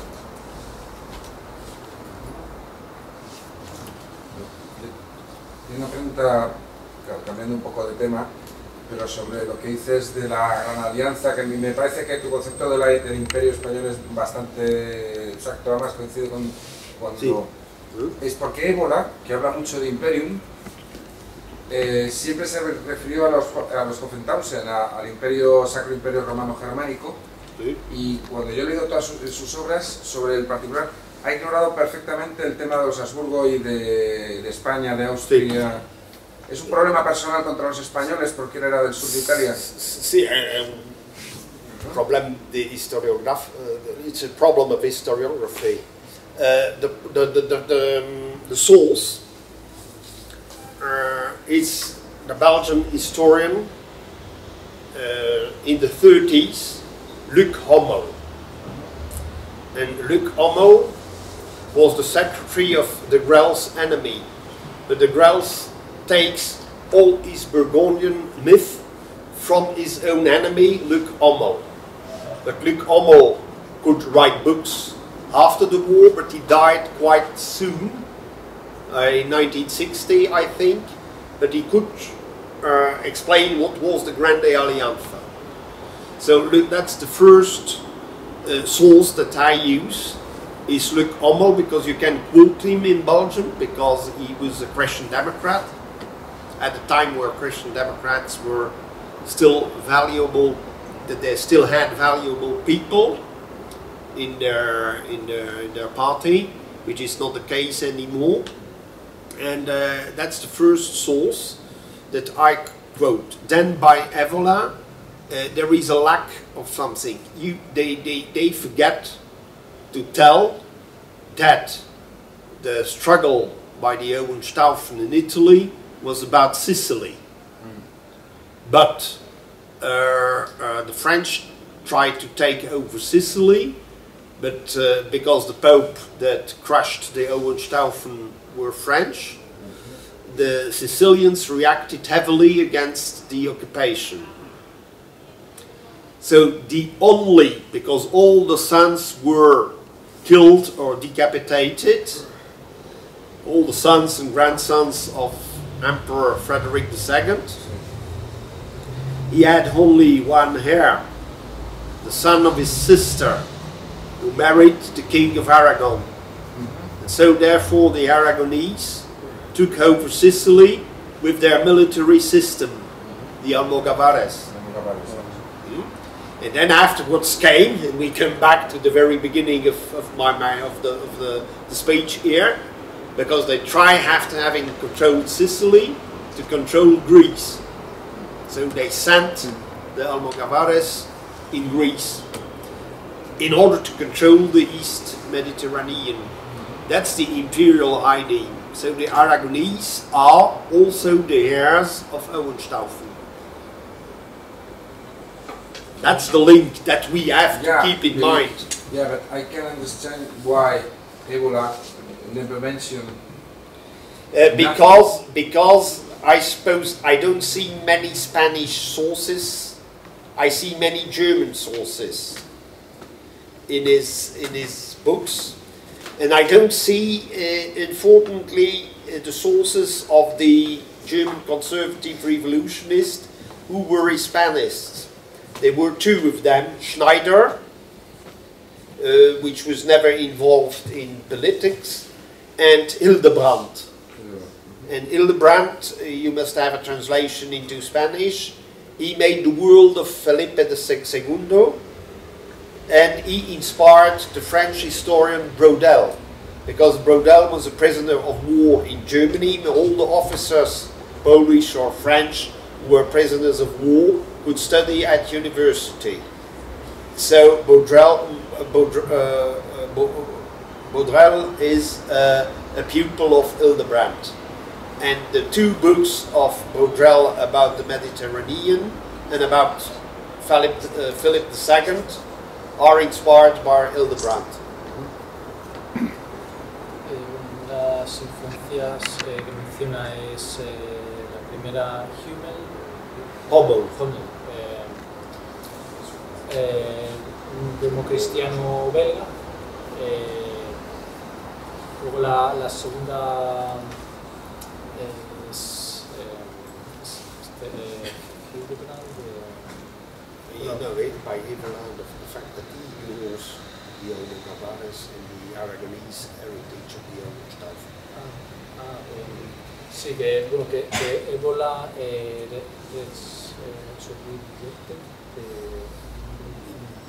No, he ignored it. He never mentioned it. No, okay. Sí, el segundo hecho importante que Ébola ignora pues, el hecho histórico, digamos, de la invasión aragonesa de Sicilia por parte de los almogávares. No menciona ese hecho, y luego digamos, la tercera es el historiador alemán Hildebrand, y que trata ampliamente sobre Felipe II, su obra, y su discípulo, el historiador francés Bourdieu.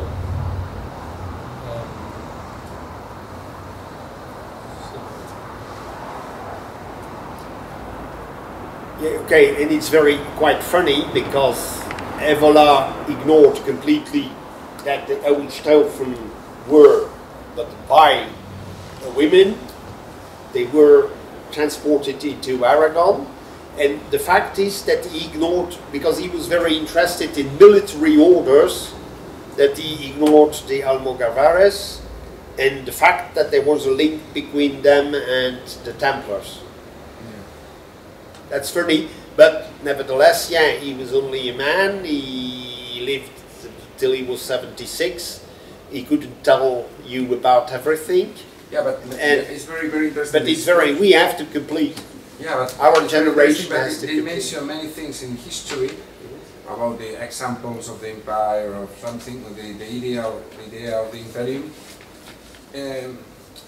Many facts in the history that are contemporary of Austrian and Spanish and Belgian contemporary, and say why he can ignore these facts that are contemporary in time than the facts that are.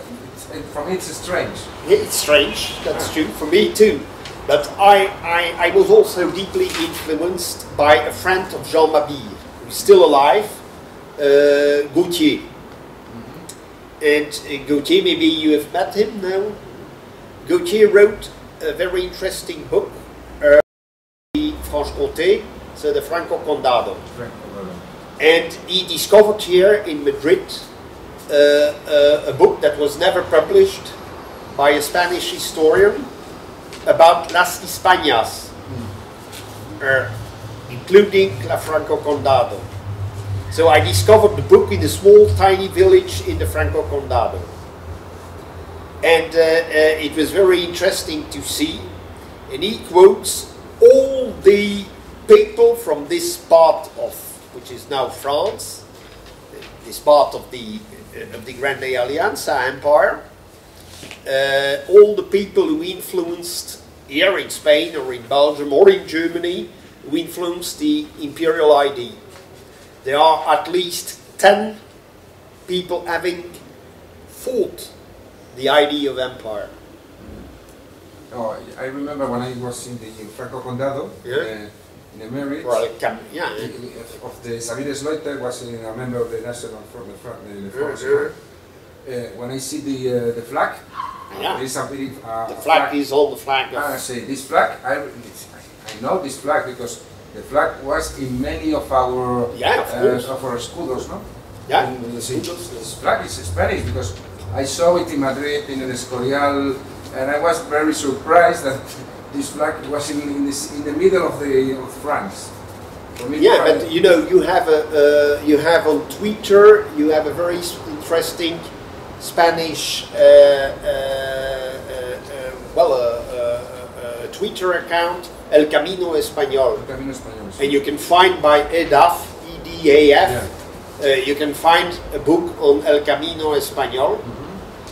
We are two people, two historians. They made the same trip as the troops coming from Milano, who were, of course, tertius from Spain, but many more tertius from northern Italy and from Tyrol, German tertius. and an Albanian cavalry, which is often never mentioned, but an Albanian cavalry from the Duque de Alba. It was an Albanian cavalry. And so all the station that they did, it's very interesting. And the Twitter account, they organized several times every year a tour on bicycle along the same road till Brussels. And so they just have terminated a tour now, 2 weeks ago. So they will start again. They will take 10 people maybe, and they will do it again. It's quite very interesting anyway. It's very interesting. So I started to collect the books that they publish now. It was forbidden till 15 years ago. It would have been impossible in France to write about the Spanish Franco Condado. Now it's finished. And you have, for instance, a marvelous biography of Nicolas Perrenot de Granvelle, which was the main minister of Carlos I, and who died in Germany on mission. His son was not so brilliant, but Nicolas was very brilliant. And when I was a child, I played in his in the court of his house. He had a little house in the village, high in the mountains, because down in Besançon in summer it's too hot. Yeah. So they all migrated to the higher, La Sierra, which is colder. So he had a house there. I can send you pictures if you want. Okay. It's been restored. It's been renovated. Yeah. Bueno, era otro tema distinto. Voy a traducir primero, ¿no? Sí, bueno, es un poco de lo que se habla últimamente sobre el tema del imperio, de las Españas. Muy pocos intelectuales lo tienen en cuenta, se lo toman en serio hoy en día, pese a que se extendió en varios países europeos y en provincias como el Franco Condado en Francia. Y hoy en día quedan restos arqueológicos y culturales sobre la presencia de este imperio, incluso hoy en día, aunque es una cuestión de alguna manera marginal, tiende a ser ignorada. Luego también uno de los puntos más importantes es el Camino Español, que era el recorrido que hacían las tropas de los tercios españoles desde Milán hasta Bruselas, y bueno, se sigue hoy recorriendo, algunos grupos se siguen haciendo rutas sobre esos territorios que utilizan varios países, y bueno, en general sí, que es un concepto que tiende a ser ignorado, el concepto de las Españas y la influencia exterior que tuvo en su día España, de la monarquía de los Habsburgo en distintos países europeos. Sí, era otro tema distinto. ¿Cuál es su opinión sobre el Frente Nacional francés actualmente? Well, I'm not French, and I don't take part. And you know, you're young, I'm an old man now, and I've seen all the quarrels. So I don't want to be pulled and to take part in the quarrels. So, for instance, the quarrel between the father and the daughter, the quarrel between the daughter and the most intelligent geopolitician of France, Chopra, who is a member of her party. Yeah, okay, they would never have accept my historical vision. They will never accept it. That's normal for them. You cannot criticize them for that, but they would never accept our vision of history. And it's even written in Choprat's book, which is very interesting. If it's ever translated into Spanish, I would say you buy it, because it's a very intelligent book, but nevertheless it's said that he rejects the imperial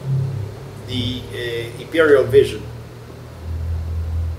which is normal for a French officer that he was.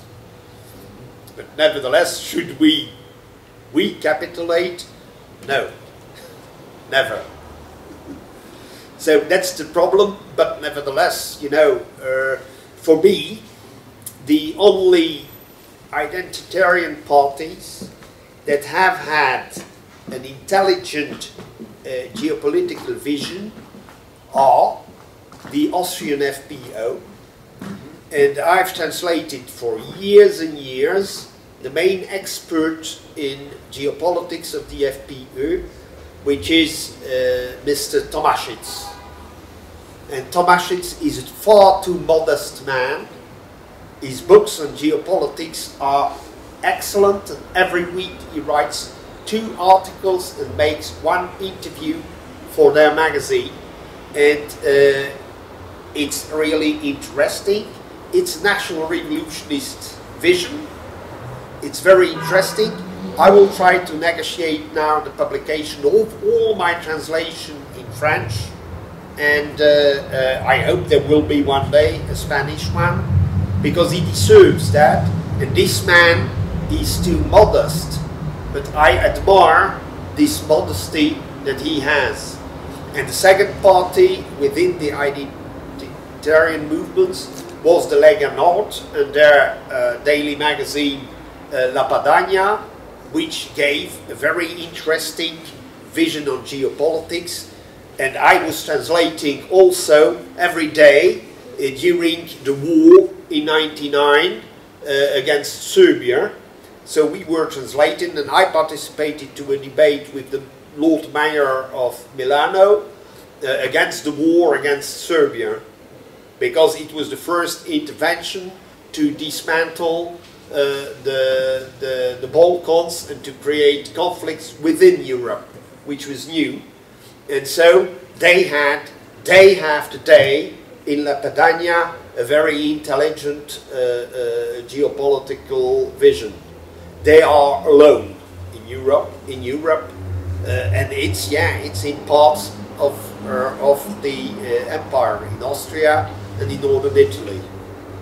It was Il Milanese, and surely it's really interesting. When I've got it one because I discovered an old number published in '99 with all the translation I did in order to criticize and to prevent an American war within Europe for the first time since '45. Bueno, he mencionado dos grupos, dos partidos identitarios, los cuales se admira. Uno es una figura del FDO austriaco, Tomášec, que es un brillante escritor sobre temas de geopolítica, un escritor prolífico de artículos, es un hombre muy modesto en su opinión también, y al que el señor Steuckers admira. Luego el otro grupo es el vegano italiano, de su diario su diario llamado La Padania, sobre el cual el señor Steuckers escribió durante la guerra de Serbia, contra Serbia en 1999, tratando de evitar, digamos, denunciar ese conflicto y los intereses americanos, que llevarían por primera vez desde 1945 a una guerra dentro de las fronteras de Europa. Respecto al Front Nacional, que es lo que preguntaba. Bueno, sí, en principio sí menciono también el tema del Frente Nacional, que no comparten para nada su visión histórica, su visión del imperio, etcétera, pero que en ese sentido, claro, no es francés, y evidentemente los franceses no van a tener, digamos, esa idea, no van a compartir esa idea de las ideas del señor Steuckers.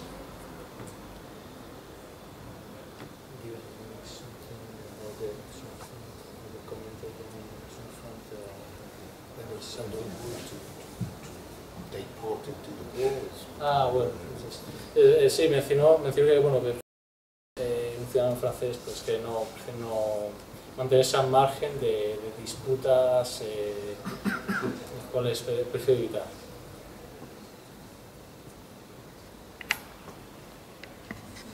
What about Belgium? Is there any parts in Belgium that you like or no? No. No, that's typical. Belgium is a typical example, I would say, example to show you the implosion of the mentality. It's terrible. You cannot have a discussion like we have here. It's quite impossible.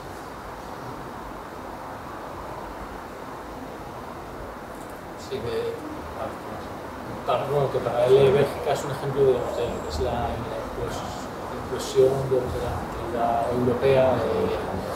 No hay ningún referente válido en política en Francia y en Bélgica, perdón, y por ejemplo una charla, digamos, con la situación política que hay es imposible.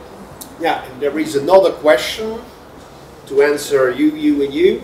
It's the fact that there is another problem among the identitarian party. It's that there is a risk that they do a neoliberal policy. The risk is there. They won't do a policy of social justice, which is our vision. They will accept all the American way of thinking economics. Risk is everywhere. Yeah, like everywhere, and they will abandon even the kind of capitalism which was trying to invest in real things and not in speculation. That there is a risk, which is, especially in Belgium, everywhere visible. So I don't want to invest myself in a party which will end by promoting a neoliberal vision or neoliberal policy. Según el riesgo de los partidos identitarios en Bélgica es que estos partidos hereden las políticas neoliberales que se vienen dando ahora y rechacen, digamos, un principio básico como es la justicia social y bueno, también pues eso, que mantengan digamos, una economía ideal, una economía que tiende hacia la usura y no hacia la economía real, hacia la inversión real y una economía productiva.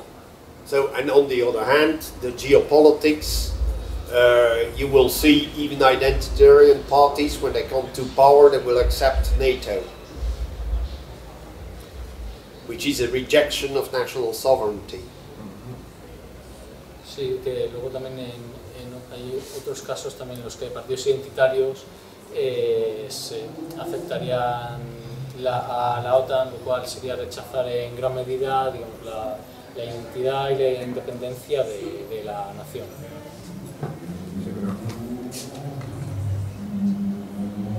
Una pregunta más. Pues, si quieres, para finalizar, any questions to the Spanish public here? Yeah, well, I hope that you will into the future. Yeah, that you will all remain together beyond all the differences of generation.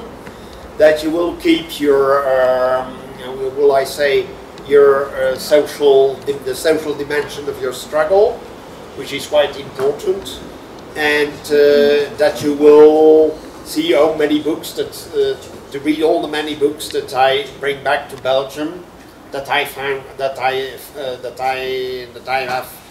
have found here, And well, I will try to mix German, Spanish, English, French elements in order to make a European synthesis. And I think that you know that the all things in the European community is the whitest to America. Yeah. So, okay, so I wish you the best, of course, and well, when you need me, I will come back. Thank you very much. And we keep in touch, and you can follow me on Twitter, where there are many Spanish articles anyway, so you can, even if you don't know French or German, so you can follow it on Twitter. Then you have the website Synergie Européenne with many articles in Spanish, but you will perhaps find them on Spanish sites, and the rest too. And well, we're on Facebook too, etc. So you will find that. You can follow me every day. Now I'm on holiday, but in August I will start again. And you will find Spanish articles, Italian articles, articles in English, etc. that you can tweet, and that you can dispatch. It's free, so we are not at the time of printed matter anymore, except for books.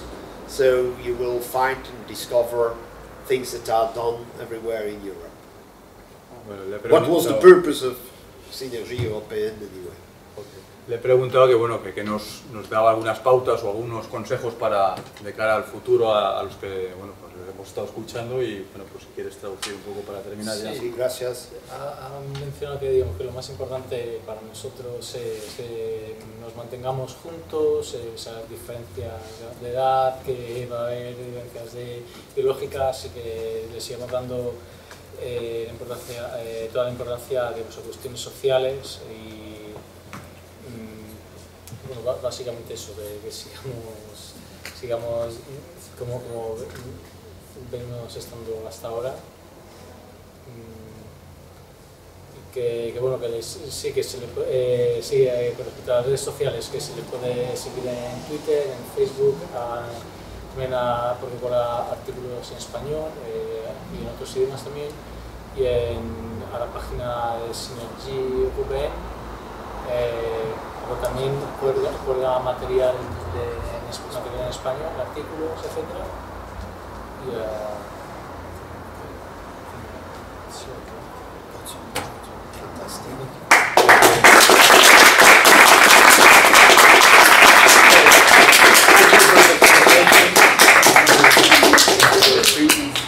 Okay, and goodbye, and we'll see you next time. Una cosita, primero dar gracias al señor Steuckers por la visita, su revisita a Hogar Social, a Eduardo, por supuesto, a Álvaro por el esfuerzo que ha hecho.